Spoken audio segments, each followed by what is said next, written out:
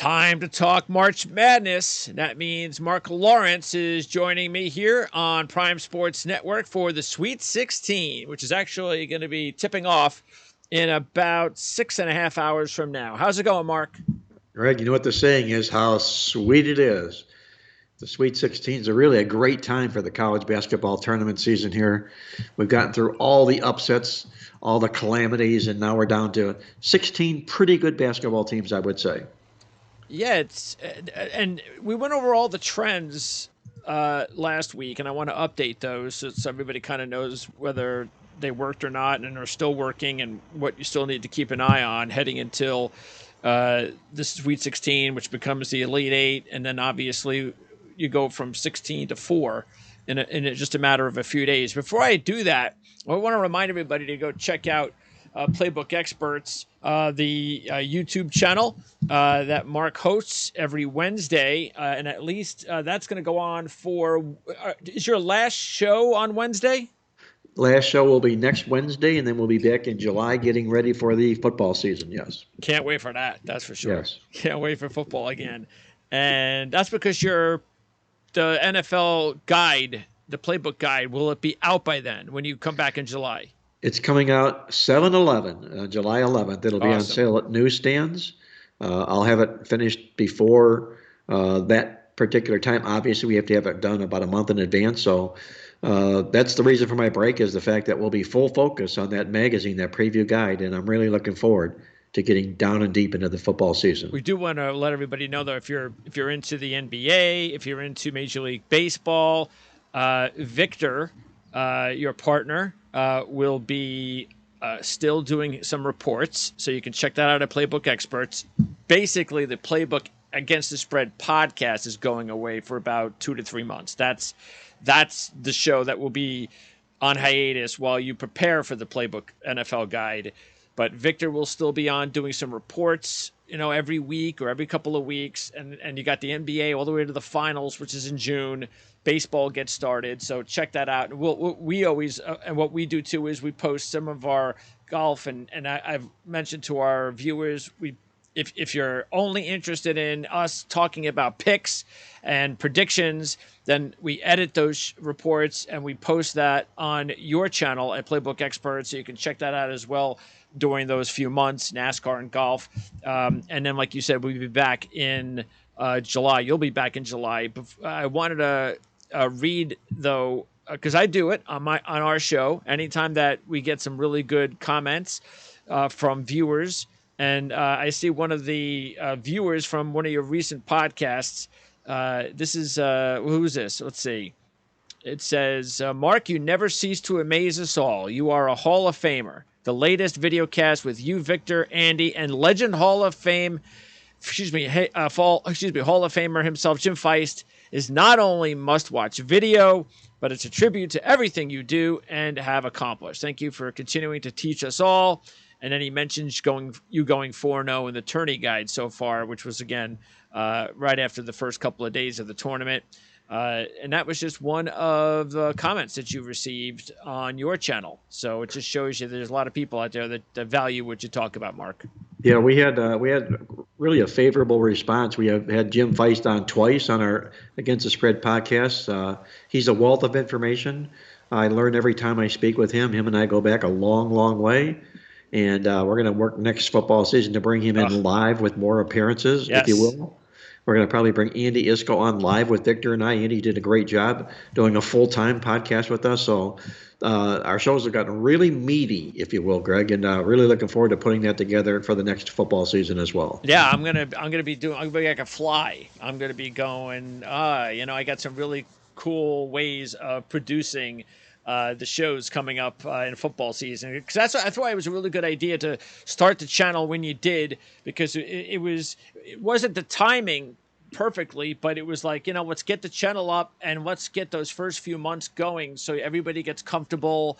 You start to bring in some initial subscribers and so forth, start building up the traffic. But really, once you start focusing in again come July, then it's all speed ahead, and there's gonna be a lot of really cool stuff, and the programming is going to be awesome, like you said, and even more creative, and having guests like Jim Feist on a regular basis is also going to be pretty cool. So looking forward to that.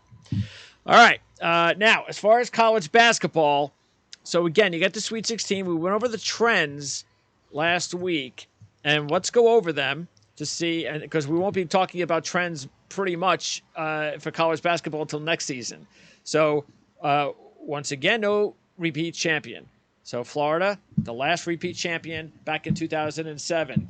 But the first four trend continues, Mark. In the 12-year history of the first four, exactly 12 teams have advanced to the second round, meaning they've won 2 games. And this year, 2 teams did it, FDU and Pitt. So they didn't go further than that, like VCU and UCLA advancing all the way to the Final Four, but still, it just always seems to work out where if you at least one of those teams will win not only the first 4 game, but they'll win that first round game, which is on Thursday or Friday. Yeah, that's what the tournament's all about, Greg, is finding these upstart basketball teams that feel that they don't get their due and playing some pretty good, confident basketball. In particular, Florida Atlantic, as you mentioned, it's a 33-win basketball team with only 3 losses in the season. Their record mirrors that of the Houston Cougars. And their statistics aren't far behind either. I know the competition they played may have been a little bit softer than it was for the Houston Cougars, but not a whole lot more. So kudos to them. The Owls have really stepped up here, and we'll see whether or not they can continue to fly over everybody's expectations this week. And what did you think about Fairleigh Dickinson? I was stunned. There's a good friend of mine. I got to share the story with you, Steve Fezzik. Okay, Steve is a legendary handicapper in Las Vegas. He's the only 2-time Hilton Sportsbook winner. That's the Westgate contest now, the Superbook contest. He's the only one that's ever won it 2 times. He won it back-to-back years. And, in fact, I beat him in the 3rd year. You stopped it. You stopped the streak. Yeah, I stopped the streak. Exactly right. But anyway, he tweeted out that he had played a money line on Purdue against Fairleigh Dickinson.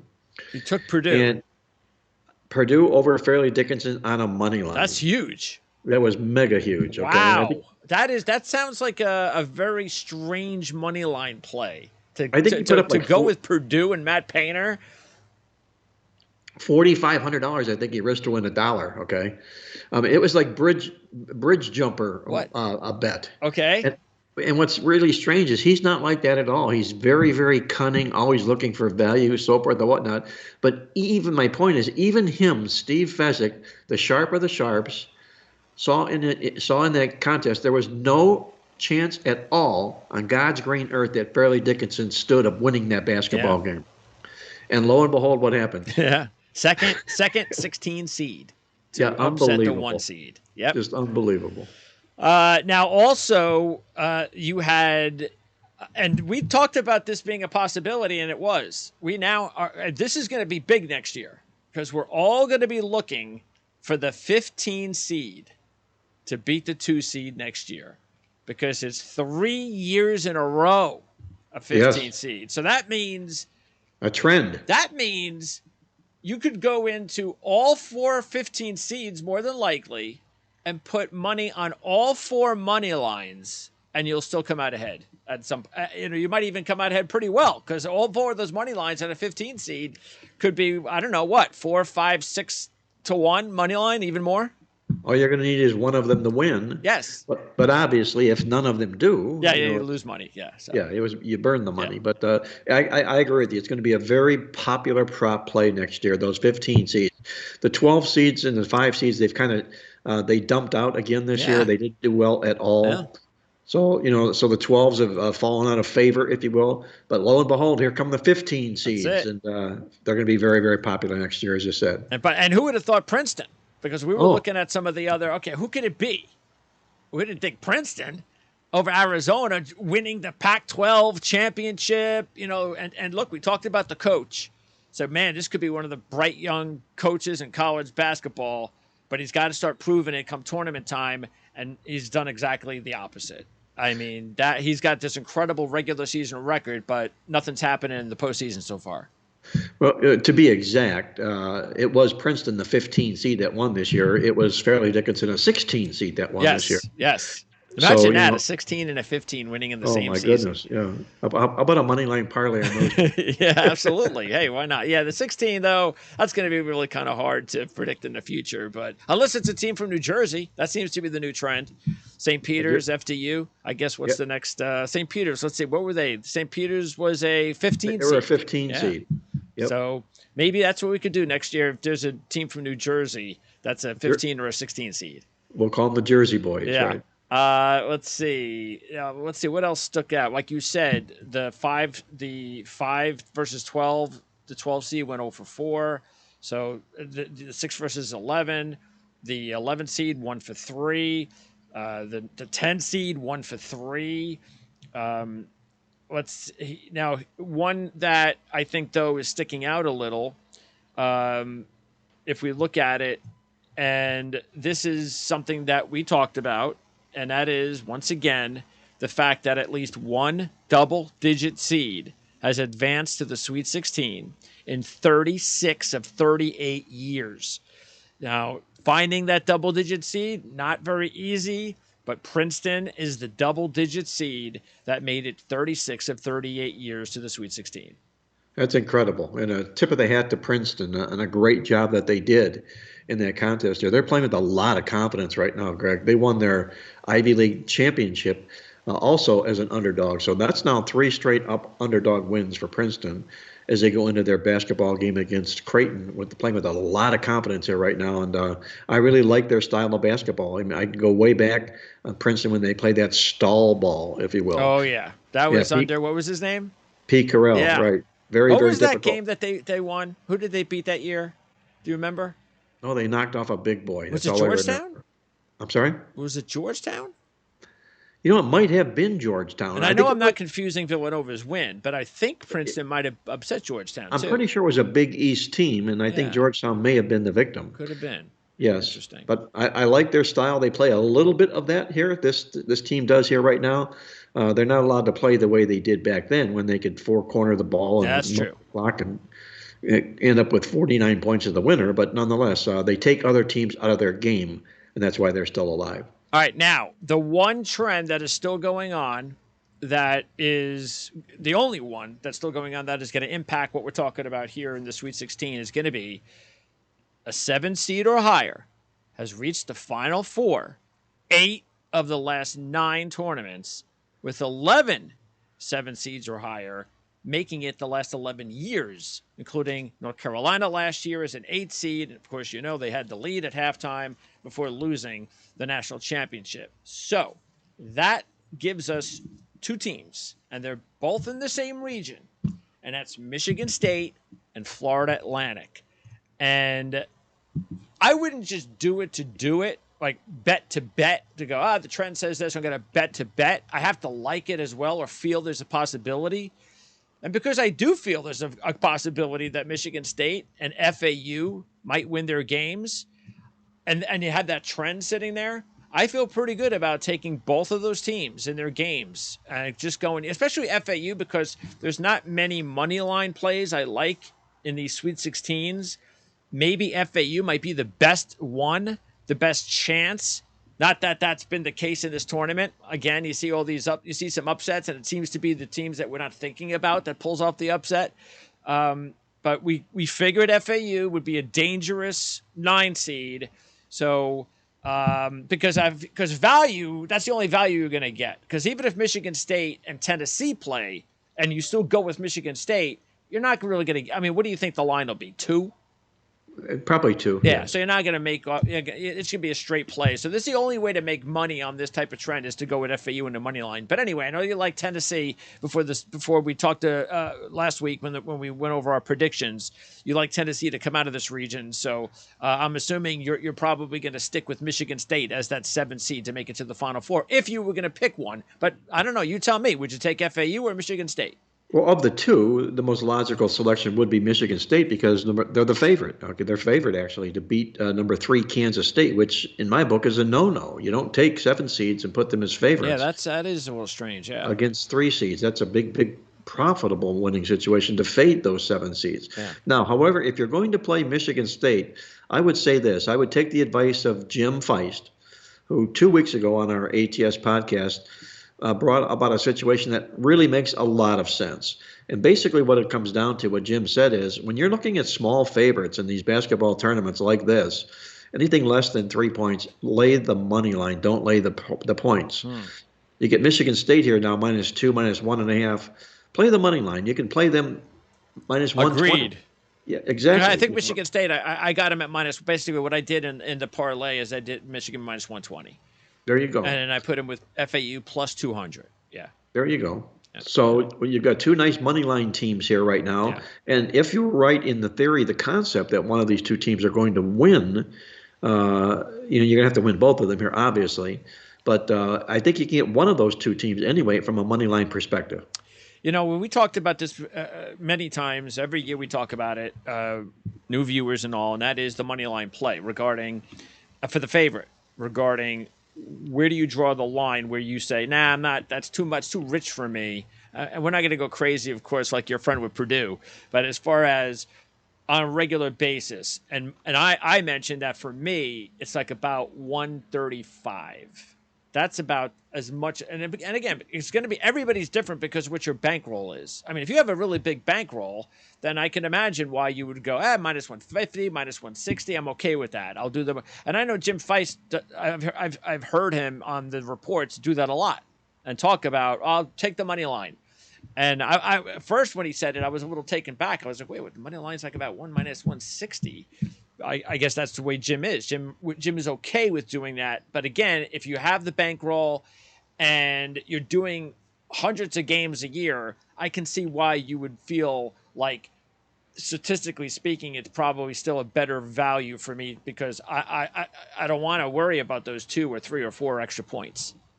Well, what Jim will do is, and I look at it like this: 135 is my max. Also, I look at it like a baseball play. When I'm playing Major League Baseball, I'll play a favorite up to -$1.35. That's like 1 1/3 times the risk, 1.33 risk that you would lay for your dollar to win in a baseball game. You're doing the same thing with the -135 in money line in basketball games as well, football exactly as well. But let me say this. I know what Jim does with those larger favorites when he talks about playing money lines. Like yesterday, we talked about there being a team that played on the basketball card.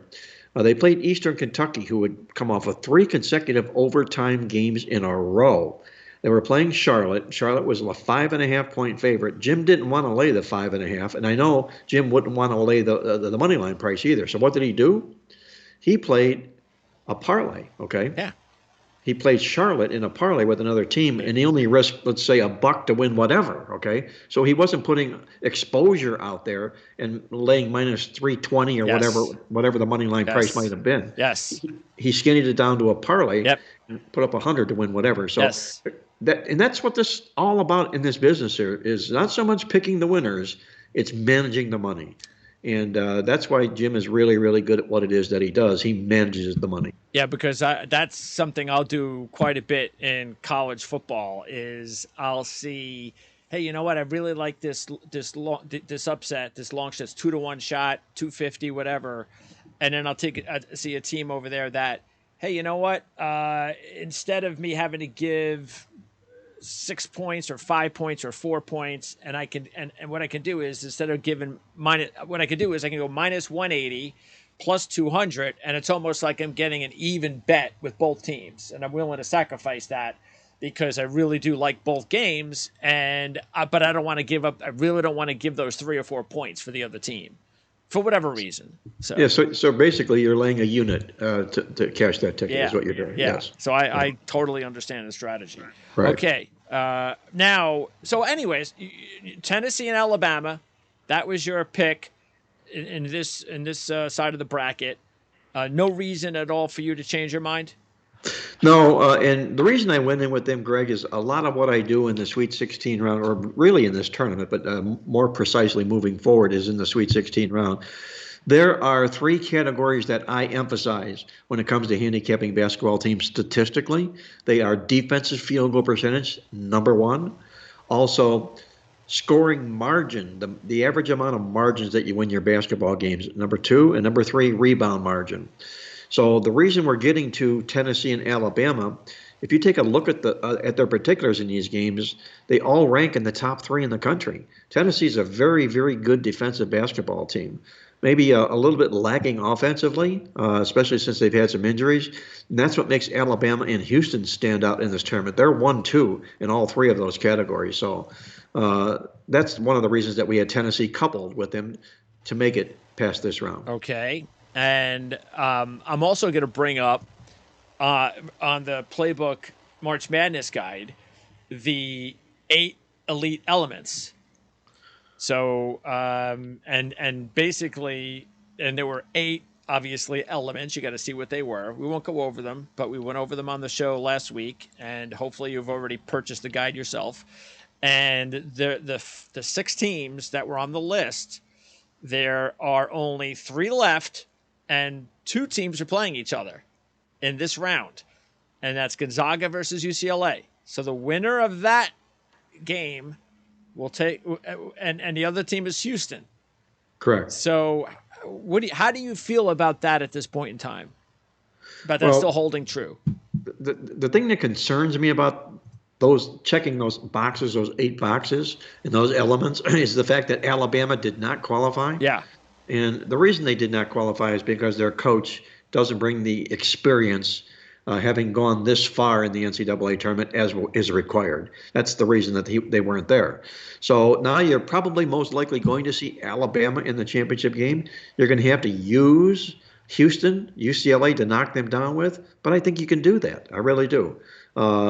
Now, it's tough because when I filled out my bracket, I had Alabama on top. I was doing it statistically. I wasn't paying attention to the 8 elements. Sure. And lo and behold, I looked at it and everything was done. I'm in print and everything. I said, we have Alabama on top, but we don't have them in the 8 elements. Yeah.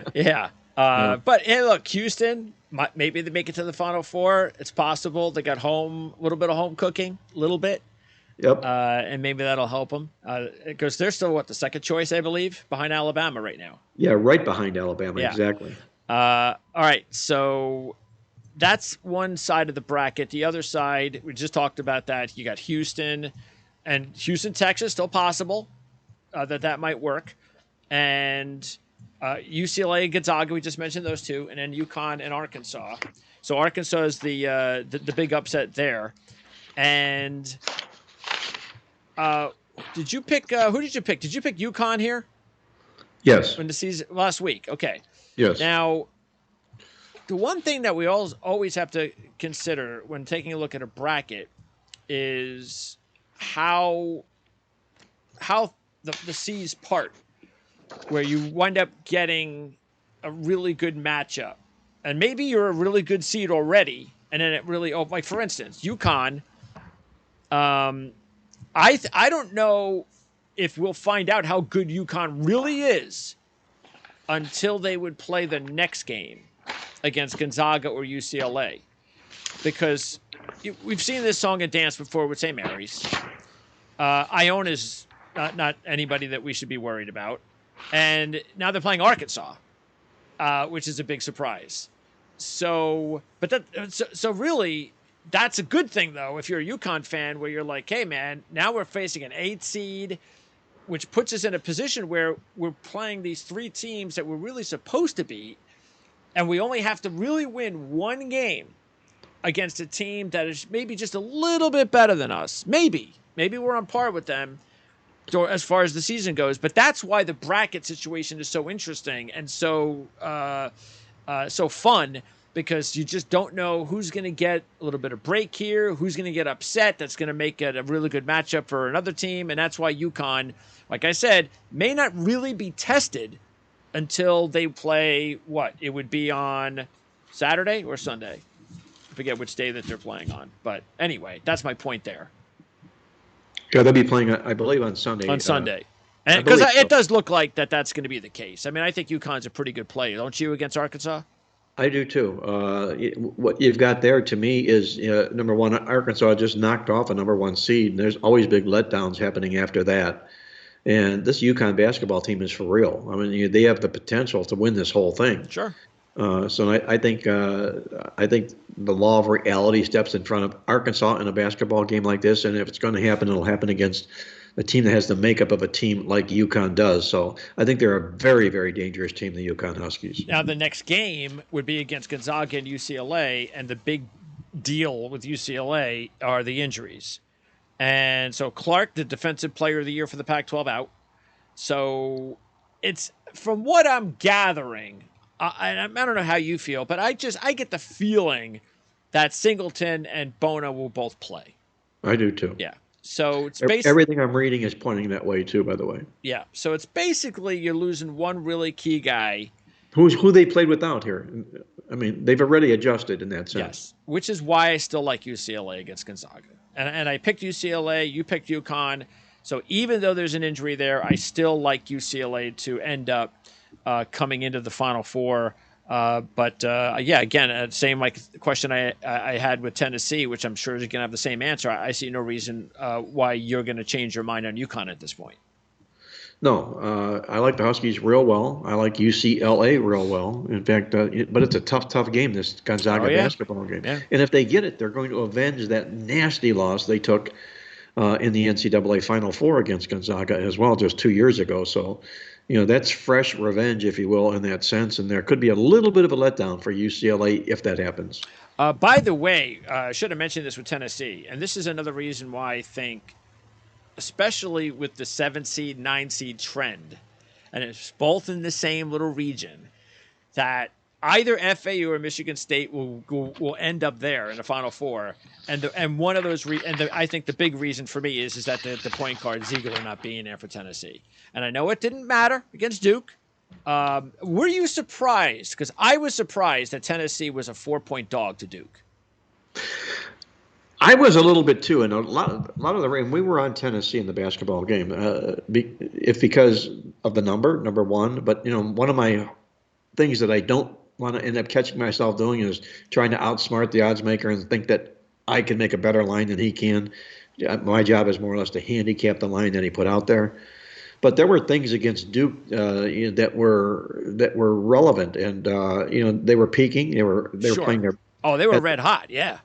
And they were being priced accordingly. So there was a lot of value there to Tennessee in the basketball game. Yeah. And Tennessee played a much better brand of defense than did Duke. So, not that the game's over and we can look like geniuses talking about why we played Tennessee. Oh, yeah, but you had Tennessee before the tournament began anyway. Exactly, right. So, so that's why I'm not – and again, I'm not saying that's still a really good win. It's just that how long can you go – when you miss a key guy like that? I mean, I don't know how far. Now, FAU, sure. Maybe even Michigan State, sure. These are not top seed teams. So maybe they could go as far as the semifinals if they play Alabama, and that's it. They're going to play a team that's more talented than they are, and that's where they're going to miss Ziegler the most. But that's just another reason why, if you're looking at the trend we're talking about and the fact that Tennessee, the top seed there in that, Kansas State too, it's maybe a reason why you might think that that's a good opportunity for Michigan State or FAU to follow that trend once again and make the Final Four. And then, so on the other side, did you have I don't remember. Did you have Houston and Texas too? We had the Houston Cougars, yes. You had Houston. Did you have who did you have Houston beating to get to the Final Four? To get to the Final Four? Yeah. Didn't you have an upset team? I don't know if it was Xavier or... Well, I had it beating Xavier. Xavier, correct. Okay. Yes. So do you still like Xavier to beat Texas? Well, I'm not thrilled about it, I'll be honest with you. There's some things about Xavier that have surfaced since I did the bracket. Number one, they're really, really weak defensive field goal percentage-wise. And that's that staple that I look for. They rank 171st in the country, and that doesn't bode well. That doesn't help you when you're at this stage of the basketball tournament. So they're going to have to overcome that deficiency, if you will. And they haven't beaten anybody. Right, exactly. I mean, Kennesaw State and Pitt. Right. But I was kind of anti-Texas, if you will, going into the tournament because they have a terrible rebound margin. They're 178th in the country. They get beat in the boards a lot. So each team has an Achilles heel. The question is which would surface if those matchups occurred between those two teams. All right. Well, Texas was my pick to win it. To win it all, so obviously I'm still writing on Texas, so we'll see how that goes. I don't know. I'm just the Big 12 was so good this year and was the best conference in college basketball. And then you have Texas blowing out Kansas in the championship game. So I just think that has to mean something. And even though I know you guys talked about on the show yesterday about how bad the scoring was and, a lot of ugly games. Low scoring, yes. Yeah. And to me, it wasn't too much of a surprise. And we talked about this before. This is it now. This isn't changing. This is the future of college basketball until something dramatically changes regarding the ability for these guys to go quickly to the NBA. It's finally caught up. We're not seeing the, like even with all the blue bloods. The one and dones from Kentucky. Yeah, it's just this whole tournament's still wide open. Yes, I don't think we'd be surprised still if 10 teams went out of the 16 win. So I think that's just going to be the future is that if you don't have the skilled players that end up leaving early, well, the other guys, they don't shoot as well. That's just nature. And now that especially that college basketball game has gone away from the big man, everybody's shooting threes. It could be very ugly. And that's the thing that's unfortunate. And, who knows, maybe college basketball, maybe it'll take one coach or a couple of coaches that'll figure out a way to dominate again down low. But, with the way the stats are, everybody says, oh, even if you but statistically speaking, if we chuck up so many threes, it's still going to benefit us, even if our percentages are lower than this. And it's such a statistical, mind screw, right, that it hurts the game. Well, it's like Major League Baseball, all the batters swinging for the fences. Yes. It's not the game it should be. Yeah. It's a lot of what goes into a good Major League Baseball team, a good professional baseball team, are doing the small things. We saw that with Japan in the when they just beat the United States in the WBC. I mean, that was a classic. Japan just does all the things they're supposed to do. I still think if the Major League Baseball team just did that, they would do well. If they just, especially if they're the minority. If they're like that one or two teams that's talented enough, first of all, and then they're doing all the little things the old school way, I still think those teams can win championships. And I don't know, especially in baseball, I don't know why they don't just continue to do that. But again, like I said, I think you know how it is. You've been doing this long enough. Everybody jumps at the new thing. What's the new thing? And then after a certain period of time, that changes. And I still think that's going to be the case. Also, it's got to be the case in the NBA as well at some point, or else. I mean, you saw there was some really good numbers for watching the college basketball tournament. I think people might have been surprised by that because nobody was watching the NBA. Yes, and they were going, well, why is that the case? Well, it's just more exciting, really, still in college basketball, even though the game isn't pretty and it could be ugly, like you guys talked about. But it's still a little bit more entertaining just because of the one and done factor. Not to say that the games are any more, better, because they're not. They're very similar to the NBA. Well, everybody loves tournaments where you lose, you're out, because there is no tomorrow. And that's, I think, the appeal to the March Madness, to the NCAA, to all the basketball tournaments. The NBA does a series of games, best of sevens, best of fives, things like that. And my goodness, it's like going to a movie. You could get up, go get popcorn, get a drink, go outside, have a smoke if you're a smoker, Yeah. Come back in, and you don't miss anything. Yeah, I know. Yeah, it is. It is something that they're going to have to change. By the way, Alabama, San Diego State. Now, is that a team, San Diego State, based on defense and rebounding? That's usually their backbone. Is that a team that could actually give Alabama problems? Well, they could if Alabama lets them do that. If Alabama plays to their level, that's where they could be in trouble. Alabama's got to play its game and make sure that San Diego State isn't allowed to do things like that. But San Diego State is a very, very potent basketball team. And, if a stunning upset were to occur, San Diego State pulling the rug on Alabama wouldn't surprise me either. I mean, yes. I still think Alabama's going to win and make it to the championship game. But if that were to happen, I wouldn't be surprised. That's what the beauty of this tournament is.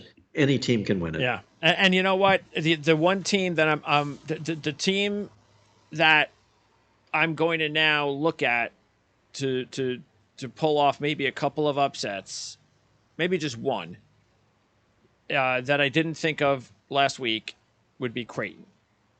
So if I'm going to pick a new team, I'm still sticking with Texas and UCLA over there, but on this side, it would be Creighton. And I know UConn, Xavier, and the Big East so far having a nice run. But I don't know. I get a good feeling about Creighton possibly being that team that might be able to pull off. If San Diego State doesn't do it, that maybe Creighton's the team that surprises everybody and makes the Final Four. Well, they come for that Big East conference that's had the most success in the tournament coming into the Sweet 16. And they were also picked to be the second best team in the Big East before the season began. They were top 10, number 8 in the preseason polls. Kind of slipped a cotter pin or two, lost 6 straight games, but we talked about that. We talked about that when they lost the 6 straight games. That that they had the 6-game losing streak, including 4 of those 6 by 5 points or less. Yes. And they lost those games to 3 of those games were tournament teams: Arizona, Texas, 2 seeds, and Arizona State. So that just showed you that even when they were losing and during that skid, they were very competitive and very close to winning those games, which is why as a 6 seed, they might as well have been probably better off, but just as good as, say, UConn as a 4 seed. Yeah, very dangerous basketball team Creighton is right now. And well coached. Very well coached. And if they make it to the Final Four, nobody's going to be surprised as well either. I talked in our podcast about them being a wise guy team in Las Vegas, and a lot of people in Vegas like this basketball team. I know when they open up the lines in these games, they always get bet up. Creighton does. Oh, okay. So there's a lot of money supporting them. Yeah, well, I think now not going to help you against Princeton, but against Alabama, what do you think? Because the San Diego State line is what, 7.5? Yeah, it's 7.5, and you're gonna again. Everything is probably revolves around what happens. Yeah, sure. But what do you think right now? I think Creighton would be more like a 5-point dog if they played each other. Yeah, probably 5 or 6. Right. Yeah. A little bit more respect to Creighton, sure, for their body of work. The neighborhood they live in. But there'll be a 5 or 6 dog to Alabama. Yeah, yes. If things just occur like they're supposed to. If Creighton wins easy and Alabama wins easy. Yeah. So anyway, so that would be my one new take would be Creighton. Still sticking with Texas. No reason for me to jump off that. And UCLA on the other side with Texas still winning the championship. And you have Alabama against winning the championship over who? Over the Houston Cougars. Over Houston. Okay. So look, next week if it's Houston and Texas in the Final Four, that could be a really big game for the state of Texas. That's for sure. Yeah, they'll be loving it. There's no doubt about that. Yeah, so that could be fun to cover. But first things first, Jim Larrañaga, once again, proving what kind of a coach he is. Man, he's one of the more underrated coaches in college basketball. That guy just does it every year in the tournament. Go back to his days at George Mason, when he started making his march, his niche. And that talk about a Cinderella. Oh, my goodness. George Mason making the Final Four. Exactly. That's what put Jim Larrañaga on the map. That's why he's head coach at Miami right now. And he's got a really nice team here, Greg. They got 3 guards that they play this 3-guard offense. They're really, really good. The best player, the all ACC player of the year is one of those guards from Miami. So they can be dangerous in this tournament as well. Yeah, I actually think Miami, especially with the line of 7.5, you're getting about what, over 2-1 on the money line, close to 3-1. I feel better about Miami beating Houston than I do Xavier beating Texas. I actually think, and that's because of the coach, and that's because we've seen it before. We saw it last year. So I would be I'd be sweating a little bit with that matchup, especially if it's close in the second half. Well, you're getting much more value with Miami in the basketball game. Absolutely. And a basketball team that's capable. If it happens, would you be surprised? No, you wouldn't be surprised. No, not at all. That's the story of this tournament. Would you be surprised? No. All right. So next week on your last show, you guys will be previewing the Final Four. And will Jim be on with you? Or have you Yeah, decided yet? we'll bring Jim on. I like his sage words of advice. Yes. Yes. All right. So we'll see. And then after that, we'll have you on, of course, this channel at some point, depending on what's going on. But it's usually a really good those months because you're looking at it. The college basketball season's over, and the football season is obviously, even though you got the draft, is still very important. It has nothing to do with handicapping. So it's a really good time of year because baseball. It's I don't know. I used to do a little bit of handicapping on baseball, but it's if you're going to be good at it, it takes a lot of work, as you know. Baseball is there's a lot going into handicapping baseball games, and Victor does that, doesn't he? Yes, he does. I do it myself as well. But what's going to be interesting this year is the rule changes in baseball and I like it. how they're going to affect the game. Yeah, Exactly let's right. hope so. Speed up That the remains to be game. seen. I like it. All right, Mark. Appreciate it. We'll talk to you again real soon. We'll check you out next week. By the way, John Hardoon, our thoroughbred trainer analyst, and John and Chad Summers will be joining me either later today or tomorrow to preview another Kentucky Derby prep race at the fairgrounds, the Louisiana Derby.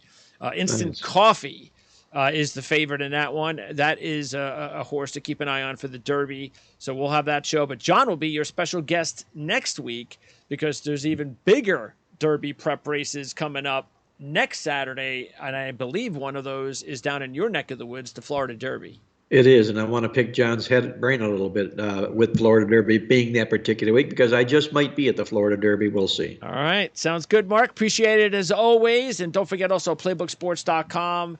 What do you have available now at this point? The Sweet 16 guide, correct? The Sweet 16 guide is available right now at playbooksports.com. It's just chock filled with a lot of great winning information. I would say that would be your starting point. Check out the Sweet 16 guide at playbooksports.com. All right. And then you can do that because even though you only have a few hours to go, check it out. And it'll be valuable, not just if you don't make it, even by the early games tonight. Still very valuable all the way through to the Elite Eight, too. So that's over at playbooksports.com. And we will have a link in the description area for you to go right over there to playbooksports.com to pick one up. So, Mark, appreciate it as always. We'll talk to you again real soon. Hey, my pleasure as always, Greg. Be well, stay safe, and I'll catch you next week.